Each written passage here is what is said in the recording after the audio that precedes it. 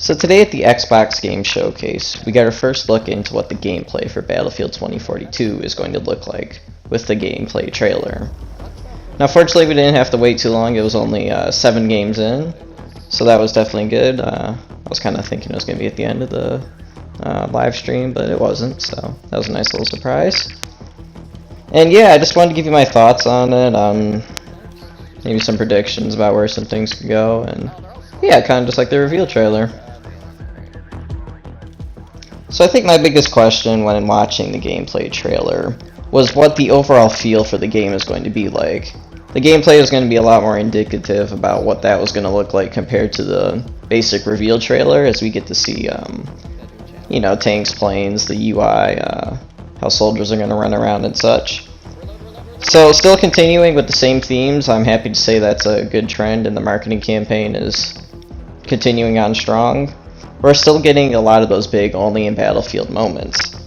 We got to see the really large maps and they look chaotic and hectic. It was all out war as EA was advertising, so that's good to see that those themes are still continuing.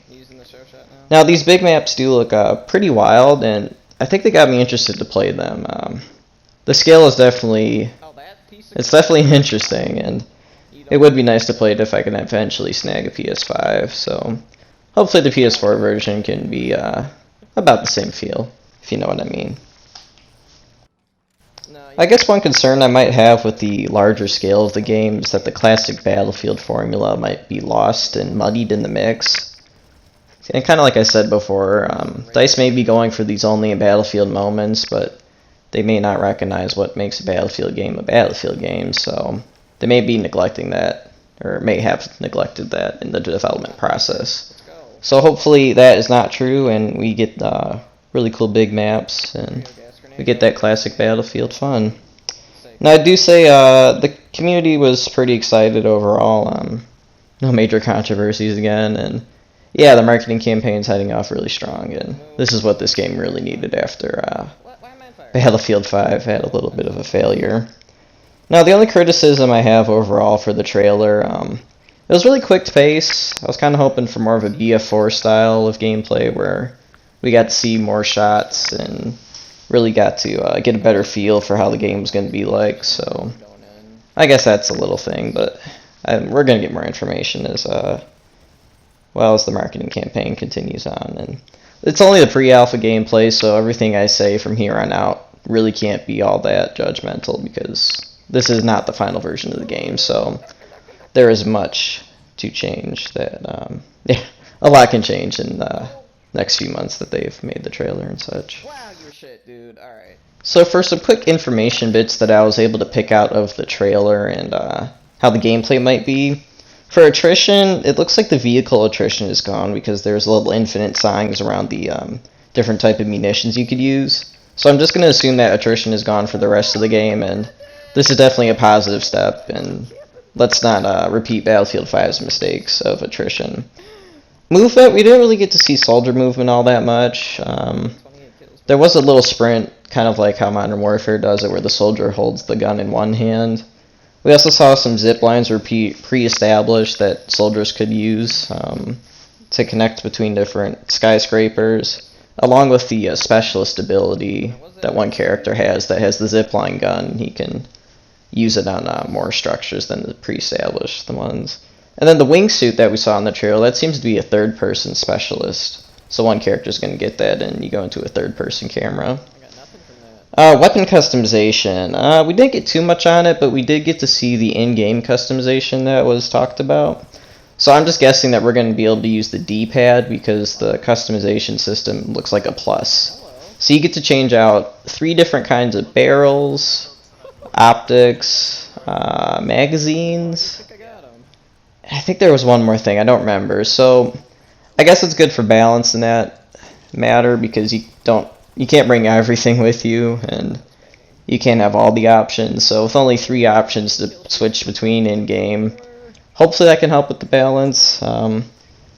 Normally weapons in Battlefield have really defined engagement zones, so we'll have to see if this really throws it off or not. It's still the pre-alpha, so we don't really know for sure, but this is just one little concern I might that I have right now at the moment. Oh yeah, grips were the last thing that you can change out. And then for the customization, in general, I mean, there's only 4 little categories, the grips, muzzles, magazines, and optics. So I'm kind of hoping there's a little bit more, maybe like Modern Warfare's Gunsmith, because Battlefield 4 had 4 options to switch between those 4. So hopefully it's a little more in depth. For the weather events, the tornado that we saw in the gameplay trailer distorts the UI, so it gets all the stat key. They're at the door down there. And it also sucks up vehicles and players, so it like picked up an airplane, and I'm sure it will do that for transport vehicles and such. So that's kind of interesting. Flags seem to be split up into sub-flags. So I saw on the bottom left with the mini-map, there was 5 flags, A through E. But then also it said A1, A2, and A3, so perhaps this is sub-flags to fill out the really big maps. Or maybe it's just smaller objectives within the main A flag, so that makes sense. We're getting sub-flags within our main 4 flags, or how many ever there going to be in each map. And then squad size is only 4 people. That's a little disappointing. I mean, 5 squads are better for team play. You get more options, more people to interact with, so maybe they'll change that, maybe not. We can live with it, though.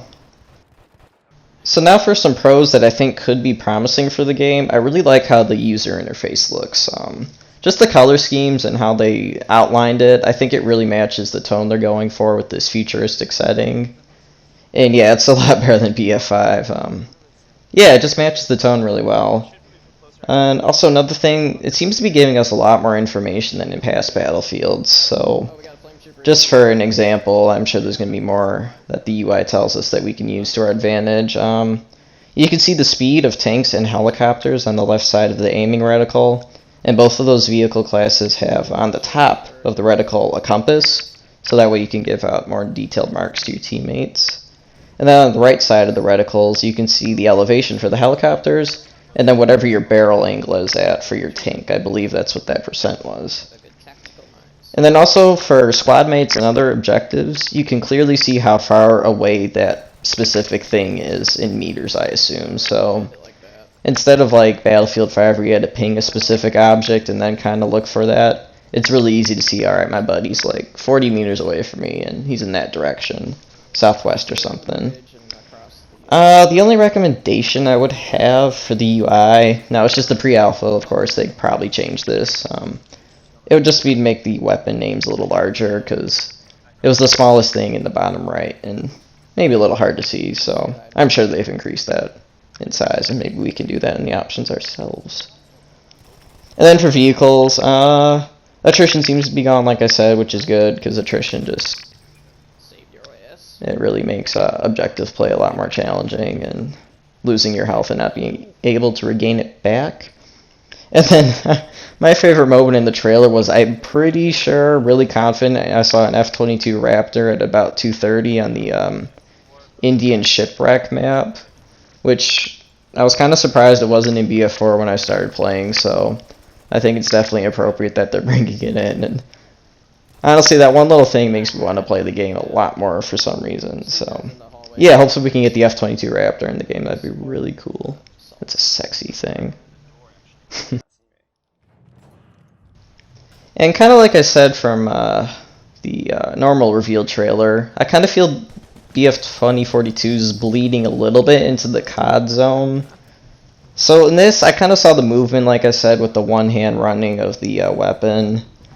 Maybe the gunplay looked a little bit similar to Call of Duty, just in the way the recoil handled and how the weapons physically looked. I mean, of course we can't judge it, we only saw a few seconds of the Chris Vector firing, but... And you know what, Modern Warfare's gunplay wasn't horrible, at least for me, so maybe that would work in Battlefield, but we'll definitely have to see if there's that Battlefield magic, or maybe they're going into a little more of Modern Warfare, so... Yeah, I guess we'll just have to see for that when we get more information, which is going to be July 22nd at EA Play, where we'll learn about what that one game mode is they haven't told us about yet, and I'm sure with some more information as well. So with that, I hope you can leave a comment. We can talk about these comments, or these points and more. And yeah, thanks for watching, and I will see you in the next one.